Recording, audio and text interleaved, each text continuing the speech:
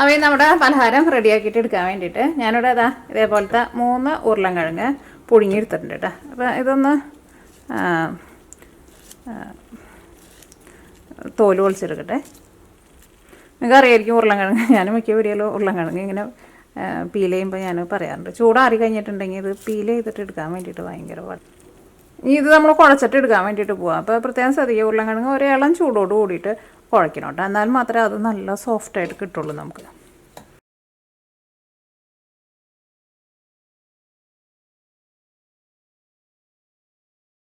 നമുക്ക് ഫസ്റ്റ് നന്നായിട്ടൊന്ന് സോഫ്റ്റായിട്ടൊന്ന് കുഴച്ചിട്ടെടുക്കാം. നിങ്ങൾക്ക് വേണമെന്ന് വെച്ചിട്ടുണ്ടെങ്കിൽ പൊട്ടറ്റോ മാഷർ വെച്ചിട്ട് റെഡിയാക്കിയിട്ട് എടുക്കാം കേട്ടോ. എൻ്റെ അടുത്തുണ്ട്, പക്ഷേ ഞാനത് എടുക്കലൊക്കെ കുറവാണ്. എനിക്ക് കൈ കൊണ്ട് ചെയ്യാൻ ഇഷ്ടം. അപ്പോൾ നമ്മൾ ഉരുളൻകിഴങ്ങ് ഒട്ടും കട്ടയൊന്നും ഇല്ലാണ്ട് നല്ല സോഫ്റ്റായിട്ട് നമ്മൾ കുഴച്ചെടുത്തിട്ടുണ്ട്. ഇതിവിടെ ഇരിക്കട്ടെ. ഇനി നമുക്ക് ബാക്കിയുള്ള മിക്സിങ് നമുക്ക് റെഡിയാക്കാം. ഇനി അടുത്തത് നമുക്ക് ഇതിലേക്ക് സവോള, പിന്നെ പച്ചമുളക്, ഇഞ്ചിയൊക്കെ നമുക്കൊന്ന് കട്ട് ചെയ്തിട്ട് എടുക്കണം. അപ്പോൾ ഞാനിവിടെ അതാ ഒരു സവോളയുടെ പകുതിയായിട്ട് എടുത്തേക്കുന്നത്. അത് നല്ല നെരുന്നനെ കട്ട് ചെയ്യണം കേട്ടോ.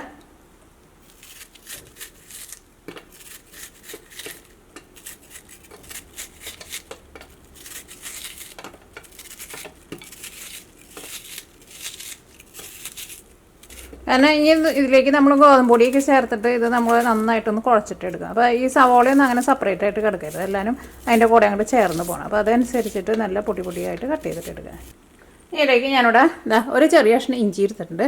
ഇഞ്ചി ആയിരുന്നാലും നല്ല ഒട്ടും കനമില്ലാണ്ട് കട്ട് ചെയ്യുക.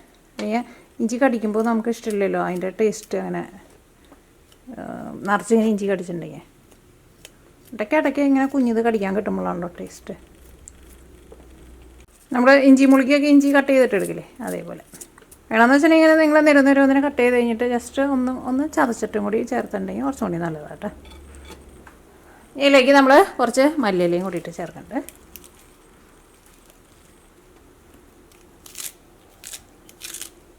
ഞാൻ അടുത്തത് ചേർക്കുന്നത് എരിവിന് വേണ്ടിയിട്ട് ഞാനിവിടെ ക്രഷ് ചെയ്തേക്കണ ഉണക്കമുളക് കേട്ടോ ചേർക്കുന്നത്.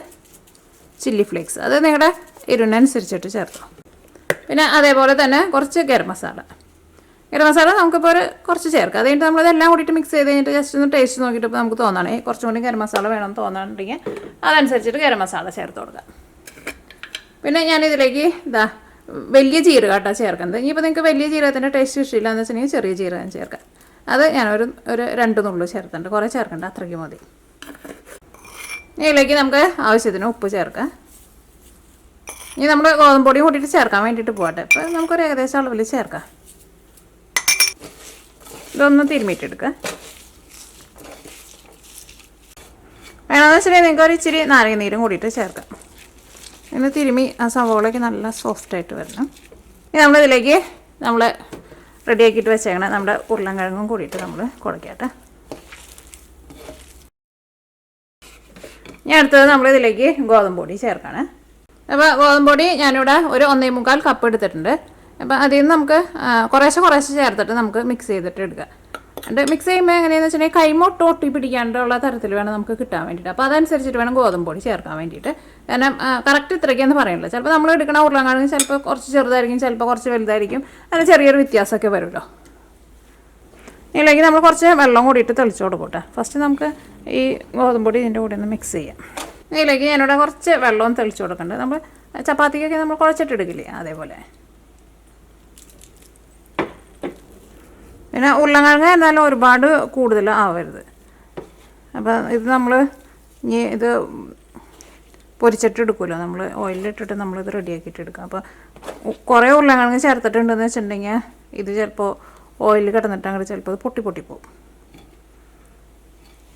ഞാനിതിലേക്ക് 1.5 കപ്പ് പൊടിയാട്ടോ ചേർത്ത്. ഇത്രയ്ക്ക് പൊടി നമുക്ക് മതി. ഇതൊന്ന് ഉരുളയാക്കി കഴിഞ്ഞ് കഴിയുമ്പോൾ നമുക്കിതിലേക്ക് ഒരു 1.5 ടേബിൾ സ്പൂൺ ഓയിലും കൂടിയിട്ട് ചേർത്തിട്ട് ഒന്നുകൂടി നല്ല സോഫ്റ്റായിട്ട് കൈയൊന്ന് കഴുകി കഴിഞ്ഞിട്ട് ഒന്നുകൂടി നല്ല സോഫ്റ്റായിട്ട് നമുക്ക് കുഴച്ചിട്ടെടുക്കാം. ഞാനിതിലേക്ക് ഒരു 1.5 ടേബിൾ സ്പൂൺ ഓയിൽ ചേർത്തിട്ടുണ്ട്. നേരത്തെ ഒരു ഇച്ചിരി ചേർത്തിട്ടുണ്ടായിരുന്നു കേട്ടോ, അപ്പോൾ റെക്കോർഡ് ഓണായിരുന്നില്ല. ഒരുപാട് ചേർക്കണ്ട, ജസ്റ്റ് ഇതുമ്പോൾ നമുക്കൊന്ന് പിടിക്കാണ്ട് കുഴയ്ക്കാൻ വേണ്ടിയിട്ട് നമ്മൾ ഓയിൽ ചേർക്കില്ലേ, അത്രയ്ക്ക് ഓയിൽ ചേർത്താൽ മതി.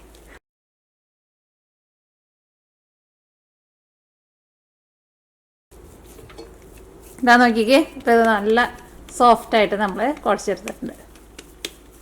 ഇത് നമുക്കൊരു 10 മിനിറ്റ് റെസ്റ്റ് ചെയ്യാൻ വേണ്ടിയിട്ട് വയ്ക്കാം. അപ്പോൾ ആ സമയം കൊണ്ട് നമുക്ക് ഇതിലേക്കുള്ള മസാല നമുക്ക് റെഡിയാക്കാം. അപ്പോൾ ഈ നമ്മൾ ഇതിലേക്കുള്ള മസാല റെഡിയാക്കാൻ വേണ്ടിയിട്ട് പോകണം. അപ്പോൾ നമ്മുടെ പാനിലേക്ക് നമുക്ക് കുറച്ച് ഓയിൽ ഒഴിക്കാം. അപ്പോൾ നമ്മുടെ ഓയിൽ നന്നായിട്ട് ചൂടായിട്ടുണ്ട്. ഞാനിവിടെ അതാ ഒരു സവോള എടുത്തിട്ടുണ്ട്. നല്ല കനം കുറച്ചിട്ട് സ്ലൈസ് ചെയ്തിട്ട് ചേർക്കാം. ഇതിലേക്ക് ഞാനിവിടെ ഒരു ചെറിയ കഷ്ണം ഇഞ്ചി എടുത്തിട്ടുണ്ട്. ഒരുപാട് വലുത് വേണ്ട, ചെറിയൊരു കഷ്ണം. ചിലപ്പോൾ സവോള നന്നായിട്ടൊന്ന് സോഫ്റ്റായിട്ട് വന്നിട്ടുണ്ട്. ഇതിലേക്ക് നമുക്ക് മസാലപ്പൊടികൾ ചേർക്കാം. ഫസ്റ്റ് മഞ്ഞൾപ്പൊടിയാണ് ചേർക്കുന്നത്. ഒരു 1/4 ടീസ്പൂൺ മഞ്ഞൾപ്പൊടി ചേർത്തിട്ടുണ്ട്. എൻ്റെ മഞ്ഞൾപ്പൊടി തീർന്നിരിക്കുകയായിരുന്നു. അപ്പോൾ ഞാനിവിടെ കോസ്കോന്ന് വാങ്ങിച്ച മഞ്ഞൾപ്പൊടിയാണത്. നല്ല മഞ്ഞൾപ്പൊടിയാട്ടോ, കോസ്കോയിലെ മഞ്ഞൾപ്പൊടി. നമ്മൾ സാരോ ചോദിച്ചിട്ടുണ്ട് എന്താ എൻ്റെ അടുത്ത്. ഇപ്രാവശ്യം പോൾസരം വന്നു കഴിഞ്ഞപ്പോൾ നാട്ടിൽ നിന്ന് മഞ്ഞൾ വാങ്ങിച്ച് പൊടിപ്പിച്ച് കൊണ്ടുവന്നിട്ടുണ്ട്. അതൊരു സെറ്റിൽ എടുക്കണം. അപ്പോൾ മഞ്ഞൾപ്പൊടി നന്നായിട്ട് മൊരിഞ്ഞിട്ടുണ്ട്. ഇതിലേക്ക് നമുക്ക് മല്ലിപ്പൊടി ചേർക്കാം. മല്ലിപ്പൊടി ഞാനിവിടെ 1/2 ടേബിൾ സ്പൂണാണ് ചേർക്കുന്നത്. പിന്നെ മുളക് പൊടി അത് നിങ്ങളുടെ എരിവിനനുസരിച്ചിട്ട് ചേർക്കാം. ചെറിയ തീയിലിട്ടിട്ട് മസാലപ്പൊടികളെല്ലാം നന്നായിട്ട് മൊരിച്ചിട്ട് എടുക്കുക. കാരണം മല്ലിക്ക് നന്നായിട്ട് മൊരിയണം കേട്ടോ. അടുത്തത് ഞാനിവിടെ അതാ കുറച്ച് ക്യാരറ്റ് ഞാനിവിടെ ഗ്രേറ്റ് ചെയ്തെടുത്തിട്ടുണ്ട്. അതാണ് ചേർക്കുന്നത്. പിന്നെ ഒരു ചെറിയ കഷ്ണം ക്യാപ്സിക്കം എടുത്തിട്ടുണ്ട്. അത് നല്ല പൊടിയായിട്ട് കട്ട് ചെയ്തിട്ട് ചേർക്കാം. ക്യാപ്സിക്കം ഉണ്ടെന്ന് വെച്ചിട്ടുണ്ടെങ്കിൽ ചേർക്കാം. ക്യാപ്സിക്കം ഇല്ലയെന്ന് വെച്ചാൽ ചേർത്തിനെയും കുഴപ്പമില്ല. പക്ഷേ ക്യാപ്സിക്കം കൊണ്ട് ചേർക്കുമ്പോൾ അതിൻ്റെ ഒരു ടേസ്റ്റൊക്കെ വരുന്ന കഴിയുമ്പോൾ നല്ലതാണല്ലോ. നല്ല നെരുന്നനെ കട്ട് ചെയ്തിട്ട് കിട്ടണം കേട്ടോ. കാരണം ഇത് നമ്മൾ ഉള്ളിൽ ഫില്ലിംഗ് ആയിട്ട് വെക്കണ്ട. ഇതിലേക്ക് നിങ്ങൾക്ക് നട്ട്സ് എന്തെങ്കിലും വേണമെന്ന് വെച്ചിട്ടുണ്ടെങ്കിൽ കുറച്ച് നട്ട്സ് വേണമെന്ന് വെച്ചിട്ടുണ്ടെങ്കിൽ പൊടിച്ച് ചെറുതായിട്ടൊന്ന് ക്രഷ് ചെയ്തിട്ട് വേണമെന്ന് വെച്ചിട്ടുണ്ടെങ്കിൽ അതും കൂടിയിട്ട് ചേർക്കാം. ഇതെല്ലാം കൂടിയിട്ട് മിക്സ് ചെയ്ത് കഴിഞ്ഞിട്ട് ഇതിലേക്ക് നമുക്ക് ആവശ്യത്തിന് ഉപ്പും കൂടി ചേർത്തിട്ട് ഇത് നമുക്ക് ഒരു 2 മിനിറ്റ് മൂടി വയ്ക്കുക. കാരണം ക്യാരറ്റ് ഓൾറെഡി നമ്മൾ ഗ്രേറ്റ് ചെയ്തെടുത്തേക്കുന്നല്ലോ. അപ്പോൾ അതുകൊണ്ട് തന്നെ ഒരുപാട് വേവൊന്നും ഉണ്ടാവില്ല. ഞാൻ ഇതിലേക്ക് ആവശ്യത്തിന് ഉപ്പും ചേർക്കാം. പിന്നെ കുറച്ച് ഗരം മസാലയും ചേർക്കാം.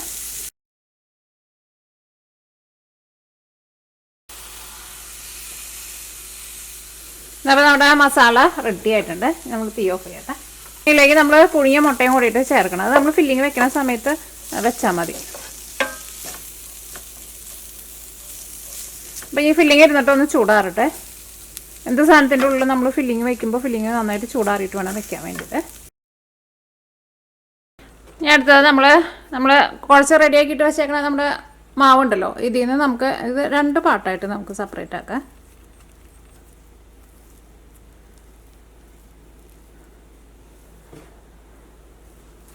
ഇതിൽ നിന്ന് നമുക്ക് പകുതി എടുക്കുക. അപ്പോൾ ഇത് നമ്മൾ പരത്താൻ വേണ്ടിയിട്ട് പോവാണ്. അപ്പോൾ ഞാൻ ഇത് പരത്തിനോടത്ത് ഞാനിവിടെ കുറച്ച് പൊടിയൊന്ന് വെതറി കൊടുത്തിട്ടുണ്ട്.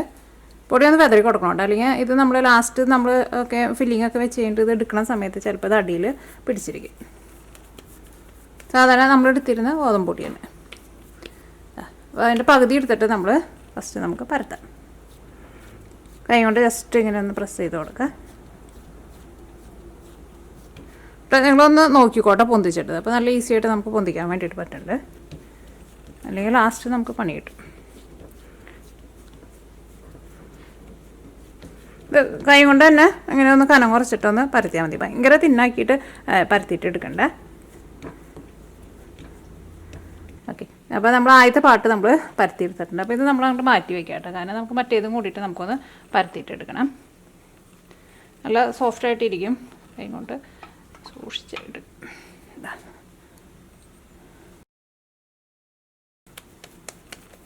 ഇവിടെ പുറത്ത് നല്ല തണുപ്പാട്ടോ. അതുകൊണ്ട് തന്നെ ഞാൻ കോഴീനെയും താറാവിനെയും ഒന്നും അയച്ചിട്ടിട്ടില്ല. കുറച്ച് കഴിഞ്ഞിട്ടാണ് പോയിട്ട് അയച്ചിടാൻ വേണ്ടിയിട്ട്. നമ്മുടെ ആസ്പിങ്ങട്ടൻ രാവിലെ വാക്കിങ് കഴിഞ്ഞ് വന്നിട്ട് ഉറക്കത്തിന് കയറിയിട്ടുണ്ട്. രാവിലെ വെളുപ്പിന് എഴുന്നേറ്റിട്ട് നല്ല തണുപ്പായിരുന്നു, നല്ല കരച്ചിലായിരുന്നു. പിന്നെ തുറന്നു വിട്ടു. ഇത് വേഗം ഓടി വന്നു.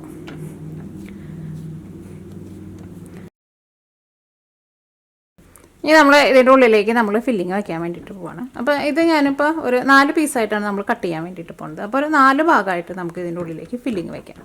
ആ ഫില്ലിങ് വയ്ക്കുമ്പോൾ ഇങ്ങനെ കുറച്ച് ഒരു സ്ഥലത്ത് ഫില്ലിങ് വയ്ക്കുക, കുറച്ച് സ്ഥലത്ത് ഫില്ലിങ് വയ്ക്കുക, കുറച്ച് സ്ഥലത്ത് ഫില്ലിങ് വയ്ക്കുക, കുറച്ച് സ്ഥലത്ത് ഫില്ലിങ്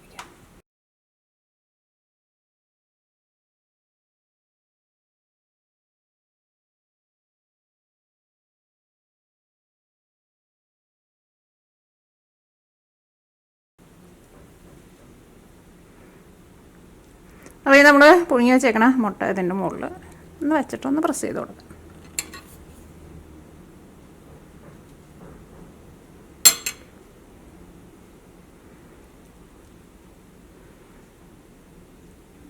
ഇനി നമ്മൾ അടുത്തത് നമ്മൾ റെഡിയാക്കിയിട്ട് വെച്ചിട്ടില്ലേ അത് നമ്മൾ ഇതിൻ്റെ മുകളിലേക്ക് വെക്കാം കേട്ടോ.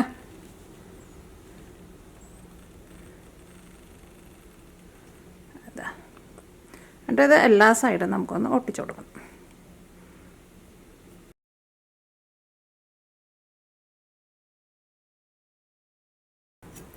ഇത് നമ്മൾ 4 പീസായിട്ട് നമ്മൾ സെപ്പറേറ്റ് ആക്കിയിട്ട് എടുക്കാൻ വേണ്ടിയിട്ട് പോവാണ്.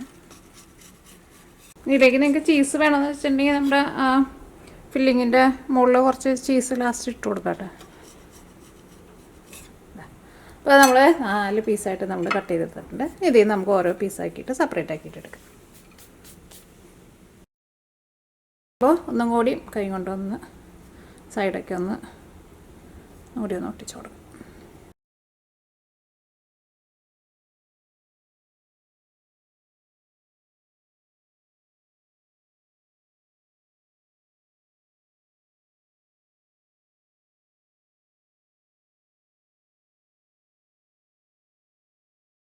ഓയിൽ നന്നായിട്ട് ചൂടായിട്ടുണ്ട്. ഓയിൽ നന്നായിട്ട് ചൂടായി കഴിഞ്ഞ് കഴിയുമ്പോൾ ഒരു മീഡിയം ഫ്ലെയിമിൽ വെക്കുക. പ്രത്യേകം ശ്രദ്ധിക്കുക. തീ ഒരുപാട് കൂട്ടി വെച്ചിട്ടുണ്ടെങ്കിൽ ഇത് നമുക്ക് ശരിക്കും ഉള്ളിലൊക്കെ ആയിരുന്നാലും നമുക്ക് ശരിക്കും മുരിഞ്ഞ് കിട്ടില്ല.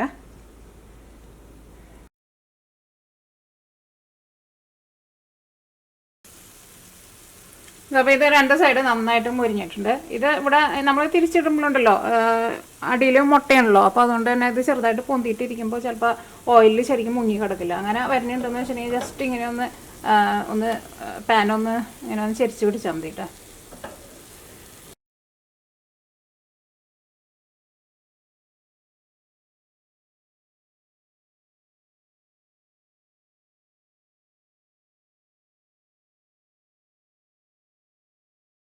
പീസ് നമ്മൾ നന്നായിട്ട് മുരിച്ചിട്ട് എടുത്തിട്ടുണ്ട്. ഞാൻ പറഞ്ഞ പോലെ തീ ഒരുപാട് കൂട്ടി വെച്ചിട്ട് മുരിച്ചിട്ട് എടുക്കരുത് കേട്ടോ. പിന്നെ തിരിച്ചിട്ട് കഴിഞ്ഞ് കഴിയുമ്പോൾ ഈ മുട്ടയുടെ ഭാഗം ഒന്ന് പൊന്തിയിട്ടിരിക്കും. അപ്പോൾ അവിടെ ചിലപ്പോൾ അത്രയ്ക്ക് അങ്ങോട്ട് ഓയിൽ എത്തില്ല. അപ്പോൾ ഞാൻ പറഞ്ഞ പോലെ ആ പാനൊന്ന് ചെരിച്ച് കൊടുത്താൽ മതി കേട്ടോ. അപ്പോൾ ഓയിൽ നന്നായിട്ടൊന്ന് കവർ ചെയ്തിട്ട് നന്നായിട്ട് മുരിഞ്ഞ് കിട്ടും. നല്ല സൂപ്പർ ടേസ്റ്റാണ്. പിള്ളേർക്കൊക്കെ ഉണ്ടാക്കി കൊടുക്കാൻ വേണ്ടിയിട്ട് പറ്റിയ നല്ല അടിപൊളി പലഹാരമാണ്.